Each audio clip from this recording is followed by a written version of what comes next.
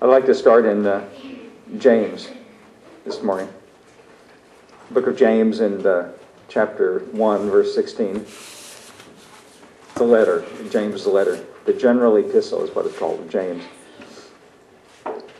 In verse 16 he says, do not err, my beloved brethren. Err means make a mistake. Don't make any mistake about it. He's getting ready to tell us something he doesn't want us to make a mistake about. Do not err, my beloved brethren. In verse 17 he says, every good gift and every perfect gift is from above, and comes down from the Father of lights, with whom there is no variableness, neither shadow of turning.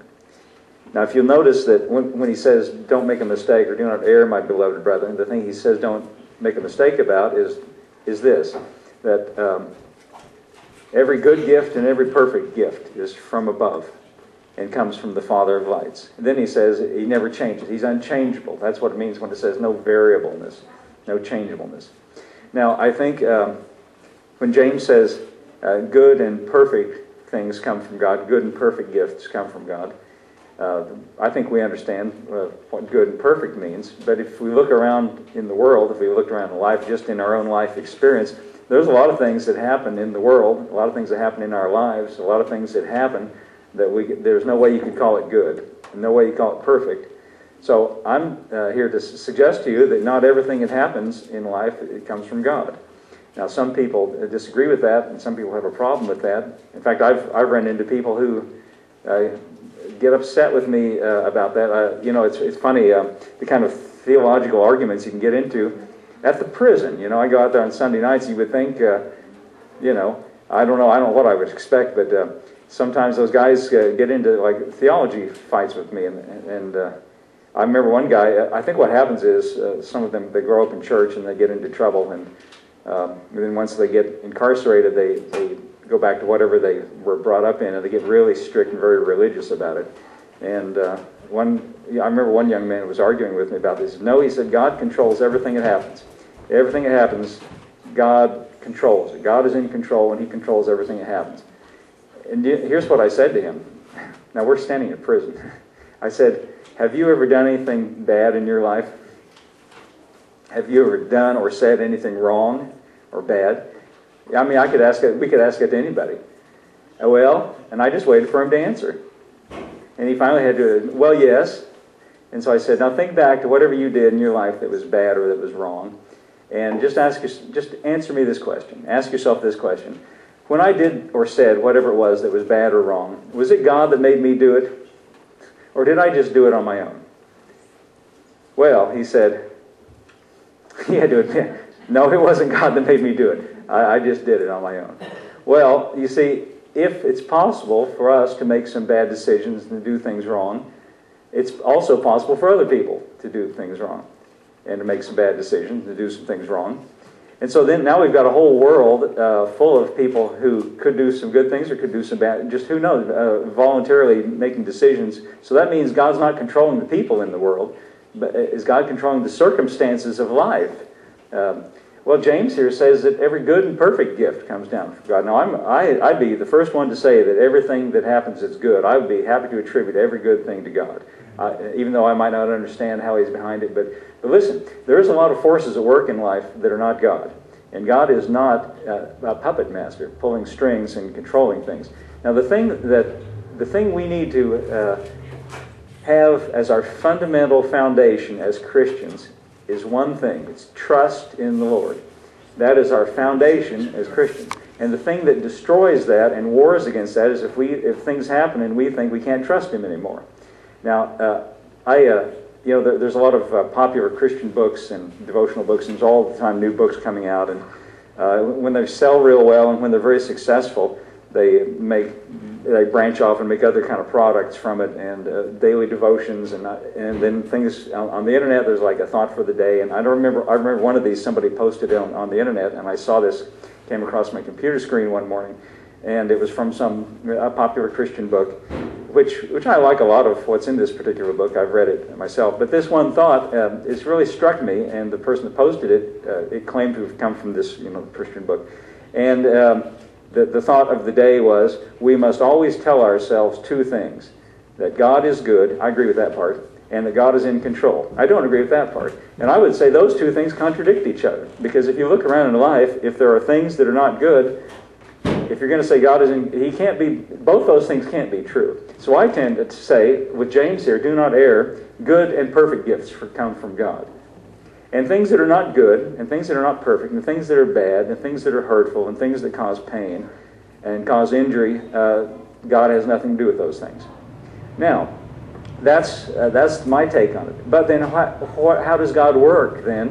What can we look for from God in the midst of those things? Well, I'm glad you asked. So instead of me just using my imagination, you notice how I ask the question. I say, glad you asked. Glad I asked.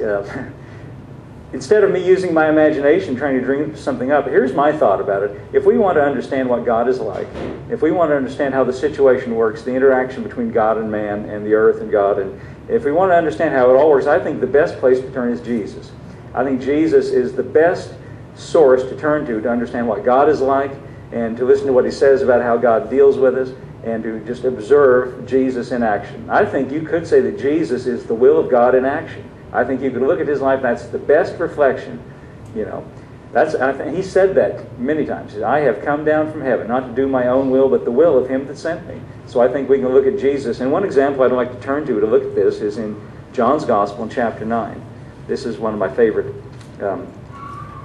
illustrations of this. This is the 9th chapter of John's Gospel. And it starts this way, verse 1. As Jesus passed by, He saw a man which was blind from birth. Well, by the way, that's one of those things that happens in life that is a bad thing. Why, children that are born with birth defects, and children that are born with things wrong, and problems of that kind. I don't think it's right to attribute things like that to God.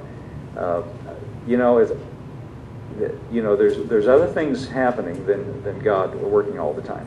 But anyway, here's the case. Let's just see how Jesus deals with it. As Jesus passed by, He saw a man which was blind from his birth. And His disciples asked Him, saying, Master, who did sin, this man or his parents, that he was born blind? Now the disciples, they're thinking very religiously, and they're thinking, well, now, sin produces bad consequences, and so if this man was born blind, then what they're logically thinking is, well, obviously somebody sinned and caused God to, this is like retribution for somebody's sin. And I can sort of understand their logic in saying, who did sin, this man or his parents? I can understand them saying the parents. But see, what I don't understand is the man who's born blind, how is it that his sin caused him to be born blind? I mean, not a lot of sin going on in the mother's womb, I don't see how the logic works, but they're just trying to figure out, well, whose fault is this? Why did this happen? This is obviously a tragic thing, so somehow in our minds we think if we can fix the blame somewhere, we feel a little more safe because we can say, well, it was his parents' fault or it was his fault. So they're basically saying who's at fault here? Who sinned? This man or his parents that caused this bad thing to happen?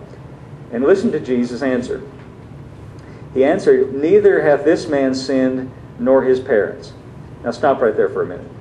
Is Jesus saying that this man is a sinless man and that his parents were sinless?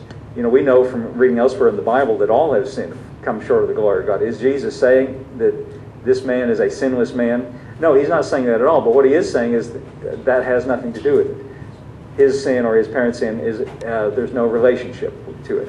It's nobody's fault, is what He's saying. Neither hath this man sinned nor his parents, and now a new clause, but that the works of God should be made manifest in him. And he goes on and says, I must work the works of Him that sent me while it is day. The night comes and no man can work. As long as I'm in the world, I'm the light of the world.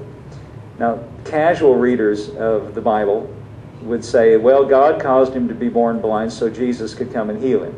That's not really what I think Jesus is saying. And that's like saying, well, Jesus needed to show His mighty power, and so it's like God pitched him a softball and said, here, Jesus, see if you can hit that, show your mighty power here. No, it's not that way at all. What Jesus is saying here is, I've come to work the works of God.